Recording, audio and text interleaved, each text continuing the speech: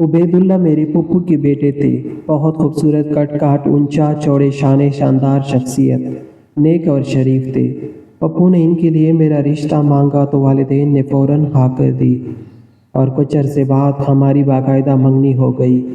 मैं बहुत खुश थी कि मेरा मंगीतर इस कदर खूबरूख है। जिस दिन दुल्हन बनी सभी कह रहे थे कि मिर्ज़ा बहुत अच्छी लग रही है, लेकिन दुल्हा का तो कोई जवाब नहीं। वो किसी शहजादे से कम नहीं लग रहे थे।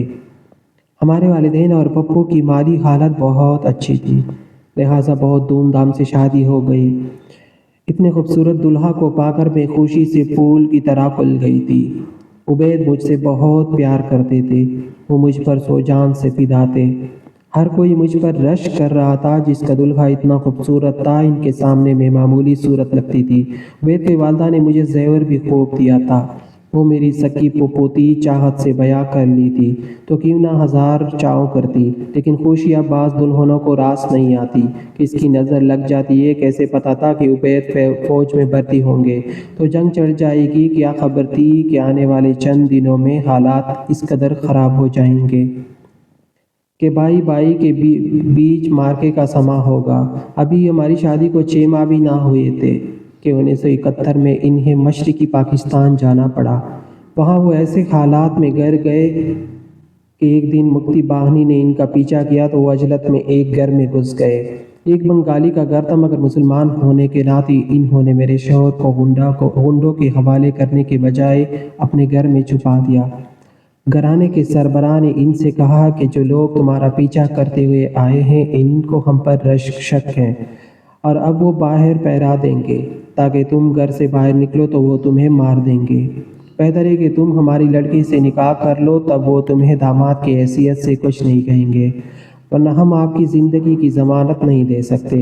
इनके बराबर में एक मौलाना साहब का घर था जो निकाह ख्वाह भी थे। हालात का तकाजा था, उबैद इनकार ना कर सके। दरअसल इन लोगों को ये खुबरू नौजवान अच्छा लगा था, लिहाजा इन्होंने इसी वक्त पड़ोसी निकाह ख्वाह को बुलवा कर अपनी बेटी से इनका निकाह करवा दिया।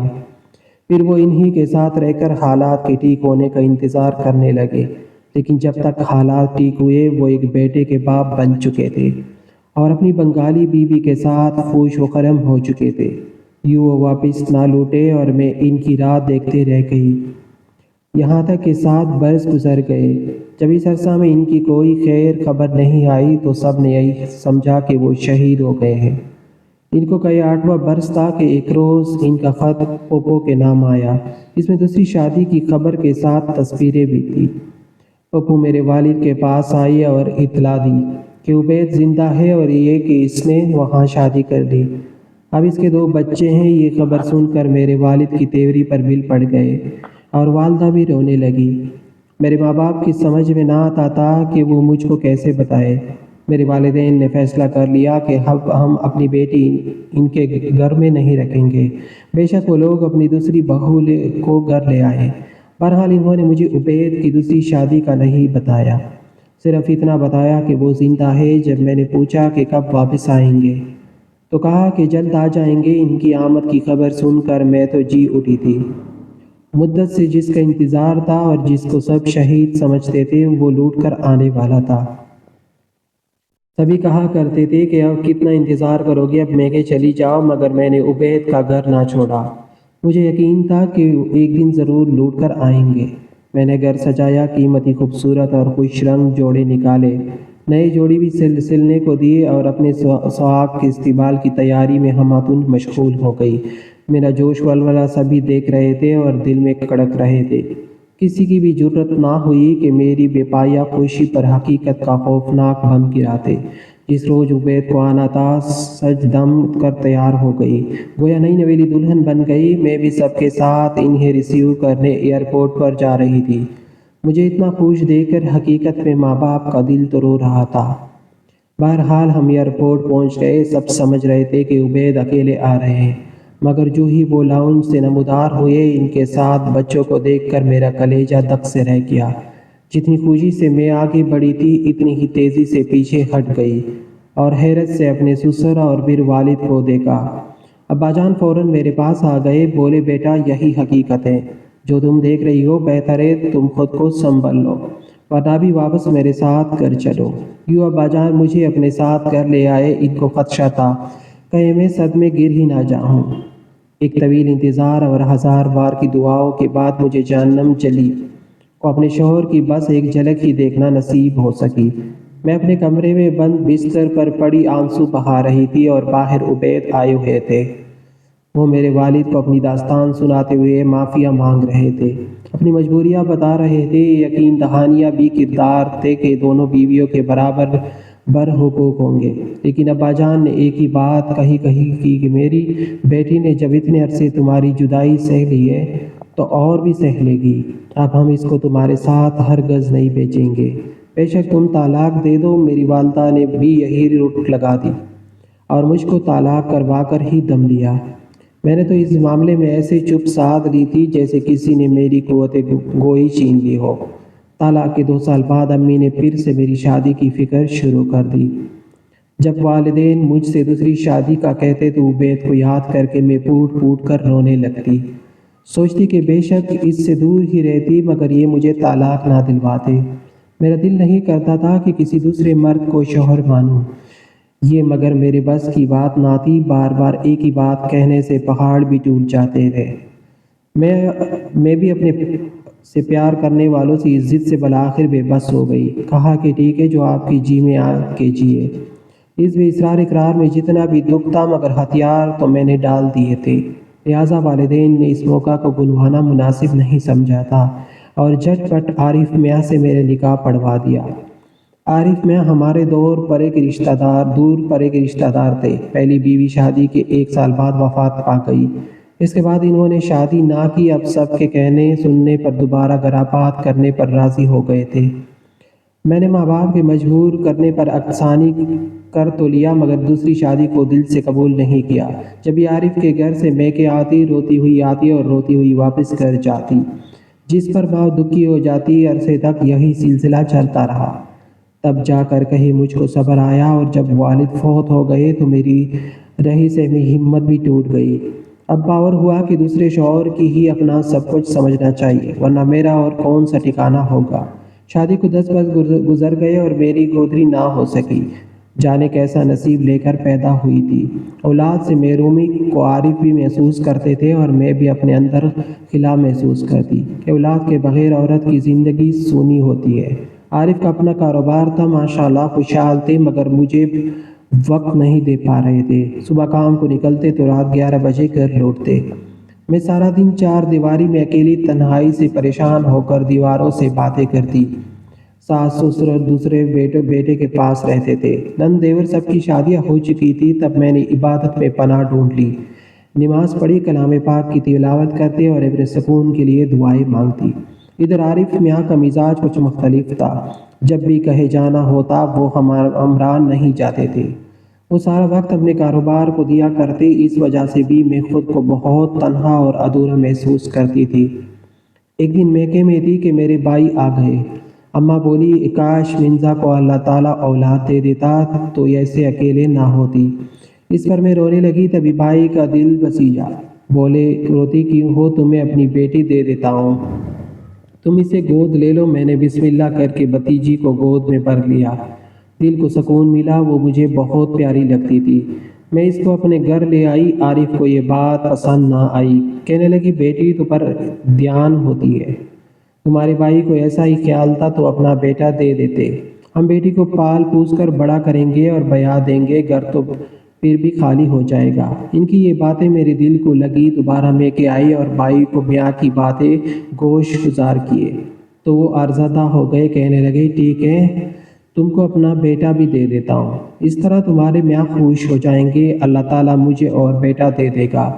آج سے شیر دل تمہارا بیٹا ہے۔ انہوں نے بیٹے کو بھی مجھے دے دیا۔ حالانکہ بھابھی کا دل دھڑک گیا تھا کیونکہ شیر بہت ننھا منا تھا۔ میں نے شوہر کو خوش کرنے کے خیال سے اس نعمت کو بھی گوریا نعمت کو بھی گود میں بھرا اور اپنے گھر لے گئی۔ میرے لیے تو بھائی کے دونوں بچے برابر تھے، مجھے بہت پیارے تھے۔ ان کو گلے سے لگا لیا، پالا پوسا، بڑا کیا، ان کی پرورش میں وقت اچھا کاٹ گیا۔ دونوں بچے دل سے عارف کی عزت کرتے تھے اور ان کے اپنے والد جیسا ہی سمجھتے تھے۔ جو حکم وہ کہتے یہ دونوں بچے فوراً بجا لاتے۔ وہ دونوں جوان ہو گئے تو مجھے ان کی شادیوں کی فکر ہوئی، چاہتی تھی کہ اچھی جگہ شادیاں ہو۔ تب یہ اپنی جلی بہن کے بیٹے سے عافیہ سے منگنی کرا دی۔ یہ بہن بیوہ مگر صاحب جائیداد تھی۔ گھر میں شادی کی تیاریاں ہونے لگی، سب نے بڑھ چڑھ کر حصہ لیا۔ عارف بھی کسی سے پیچھے نہیں تھے۔ ہم اس موقع پر کسی شے کی کمی نہیں ہونے دینا چاہتے تھے۔ بھائی کا گھر میرے گھر سے کافی دور تھا، جبکہ میری بہن عافیہ جس کی بہو بننے جا رہی تھی وہ بھائی کے قریب ہی رہتی تھی۔ تبھی میں نے سوچا کہ عافیہ کی رخصتی اس کے حقیقی والد کے گھر سے کر لیتے ہیں۔ اس طرح میری بہن کو بارات لانے میں آسانی ہوگی۔ عارف نے عافیہ کا جہیز ایک ٹرک میں اس کے حقیقی باپ کے گھر خود پہنچایا، لیکن جب شادی کا دن آیا تو ان کے رویے میں تبدیلی آ گئی۔ مہندی والے دن کہنے لگے کہ میں نے جہیز پر 3 لاکھ روپے لگایا ہے، اب یہ رقم مجھے اپنے بھائی سے لے کر دو، جس کی بیٹی ہے وہی اسے رخصت بھی کرے۔ میں ٹھہرا چوپا، اب میرا ان بچوں سے کیا رشتہ ہے؟ سچ پوچھو تو ان بچوں کو میں نے اپنے گھر میں تمہاری وجہ سے برداشت کیا ہے، ورنہ مجھے یہ منہ بولے رشتے اچھے نہیں لگتے۔ یہ سن کر میرا تو دل بیٹھ گیا۔ اتنی محنت سے ان کو پالا پوسا، پیار دیا، لاڈ اٹھائے، اور اب اچانک اس شخص کو کیا ہو گیا؟ اپنی مرضی اور خوشی سے بیٹی کا جہیز خرید کر لائے، اور اب میرے بھائی سے جہیز کی رقم مانگ رہے تھے۔ میرے بھائی کو ان کے رویے پر سخت صدمہ ہوا، جنہوں نے بہن کی خاطر میں برس تک اپنے بچوں کا نام بھی نہ لیا۔ آج چند ٹکٹوں کی خاطر عارف میرے بھائی کی بے عزتی کا سامان کر رہے تھے۔ ایسے موقع پر شرفا بہرحال مصلحت سے کام لیتے ہیں۔ بھائی نے بھی وہی کیا جو ایسے موقع پر کرنا چاہیے تھا۔ انہوں نے رقم عارف کے سامنے رکھی اور کہا، اگر اس سے زیادہ پیسے خرچ ہوئے تو بتائیے، وہ بھی ادا کرنے کو تیار ہوں۔ بیٹی کا معاملہ ہے، آپ بطور مہمان شادی میں شریک ہو جائیے، رنگ میں بنگ نہ ڈالیے۔ عارف نے رقم لے لی مگر شادی میں بیٹھنے سے انکار کر دیا۔ میرے بھائی بیچارے اپنا سا منہ لے کر آ گئے۔ ان کی تو بیٹی تھی، انہوں نے کوئی کسر نہ چھوڑی اور اچھے طریقے سے عافیہ کی رخصتی کر دی۔ میں نے شوہر کو منانے کی بہت کوشش کی مگر وہ مان کر نہ دیے، اور شادی میں آئے اور نہ مجھ کو لینے آئے۔ میں 4 ماہ بھائی کے گھر بیٹھی انتظار کرتی رہی کہ عارف مجھے عزت کے ساتھ اپنے گھر لے جائے۔ اگرچہ بھائی کے گھر رہنے میں کوئی تکلیف نہ تھی، لیکن اپنے گھر جائے بنا بھی قرار نہ تھا۔ اللہ نے میری سن لی۔ ایک دن ظہر کی نماز پڑھ کر سلام پھیرا ہی تھا، دروازے پر عارف نظر آئے۔ خدا کا شکر ادا کیا کیونکہ میں لوگوں کی باتوں سے ڈرتی تھی۔ لوگ طرح طرح کے سوال کرنے لگے تھے۔ عارف نے کہا، میں صرف تمہیں لینے آیا ہوں، باقیوں سے مجھ کو کوئی سروکار نہیں۔ میں نے بھائی کو بتایا، انہوں نے شیر دل کو اپنے پاس روک لیا اور مجھے عارف اپنے ہمراہ گھر لے آئے۔ میرے دل میں دونوں بچوں کی محبت اولاد کی طرح جاگزین تھی۔ جب کچھ عرصہ ان سے نہ ملی تو بیمار پڑ گئی۔ بیٹی تو بیاہ ہی گئی مگر شیر دل کی جدائی میں تڑپتی تھی۔ ایک پل اس کی نظروں سے اوجھل نہ ہونے دیتی تھی، اور اب وہ میرے گھر نہیں آ سکتا تھا۔ عارف کو تو کاروبار سے ہی فرصت نہ تھی کہ میرا دھیان کرتے۔ میں اتنی لاغر ہو گئی کہ غم سے آدھی رہ گئی، مگر عارف اپنی انا کے ہاتھوں دم سادے ہوئے تھے۔ جب بھائی کو علم ہوا کہ وہ تو آ کر مجھے لے گئے اور علاج کروایا۔ بچوں سے مل کر دل کو راحت پہنچی تو میں صحت مند ہونے لگی۔ سبھی اس بات کو سمجھ گئے کہ مجھے بچوں کی جدائی کھا رہی تھی۔ عافیہ کا گھر قریب تھا، وہ روز میرے پاس آ جاتی، گلے سے لگ جاتی، پیار کرتی، اپنے ہاتھوں سے فروٹ کھلاتی۔ دونوں بچوں کی قربت سے میری بیماری آدھی رہ گئی۔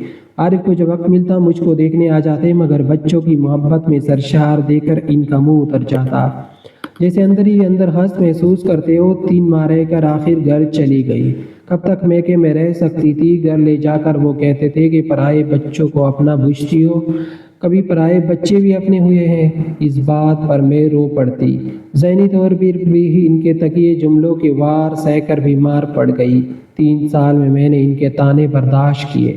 خدا کی کرنی کی اچانک ان پر فالج کا اٹیک ہوا تو بستر پر ڈے گئے۔